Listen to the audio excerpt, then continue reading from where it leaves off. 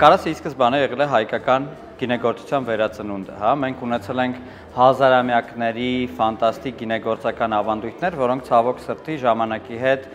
կորսվել են եւ սովետական խորհրդային ժամանակների պլանային տնտեսությունը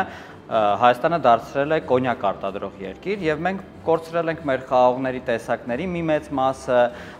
բայց մեր գենի մեջ միշտ եղել է լավագույն գինեգործությունը, հա, լավագույն գինեգործական փորձը մենք միշտ կրել ենք եւ տարիներ առաջ Էռնեկյան ընտանիքը գալով Հայաստան որոշեց որ նոր զարգ տալ դրան, հավատաց Հայաստանի գինեգործությանը եւ մենք հիմնեցինք տարածաշրջանում թերևս ամենամեծ այգիներից մեկը, մոտավորապես 450 հեկտար սեփական այգիներ ունենք մենք Արարատյան դաշտավայրում եւ ի սկզբանե միտքը կայանում էր նրանում, որ ըստ Աստվածաշնչի, երբ որ Նոյան տապանը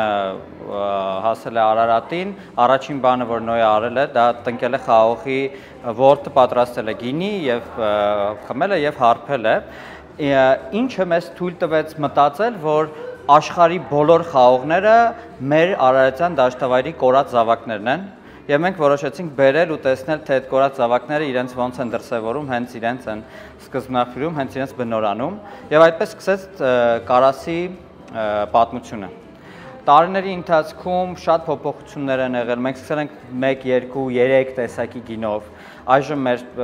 տեսականին բաղկացած է 23-ից ավել գինիներից, որոնք կարող են բավարարել յուրաքանչյուր ճաշակ եւ յուրաքանչյուր քիմք։ Մի խոսքով շատ հետաքրքիր, շատ իրականում շատ ոգեշնչող պատմություն ունի Կարասը։ Իմ համար Կարասը մարդիկ են, սովորաբար ես իմ աշխատանքի մեջ միշտ փորձում եմ գտնել անվերջ տենց ոգեշնչանքի աղբյուրներ եւ Կարասի մարդիկ իմ համար շատ կարեւոր են։ Ես Կարասում տեսել եմ ի սկզբանե մեծ գաղափար, մեծ տեսլական եւ ինքս էլ սիրում եմ մեծ ու մի քիչ խենթ ժամանակ տենց խենթ գաղափարների մեջ մտնել։ Ու հենց դա էլ ինձ ոնց որ ոգևորել է, որպեսզի ես միանամ այս մեծ եւ ֆանտաստիկ ծրագրին։ Վայ, գինու մեջ դավաճանությունը ավելի թեթև է նայվում, որովհետեւ իրականում գինին շատ բազմաձև է, բազմաֆորմատ եւ բազմապիսի եւ կարելի է փորձել, տեսնել, ըստ տրամադրության իհարկե կարելի է նաեւ այլ գինիներ խմել, բայց միշտ վերադառնում եմ Կարասին։ Լինելով ոնց որ հայկական գինեգործության վերածննդի առաջամարտիկներից մեկը, մենք հպարտ ենք, որ մենք ունենք գոլեգաներ, ովքեր պատրաստում են ֆանտաստիկ գինիներ։ Մենք շատ ուրախ ենք տեսնել հայկական գինեգործության զարգացումը,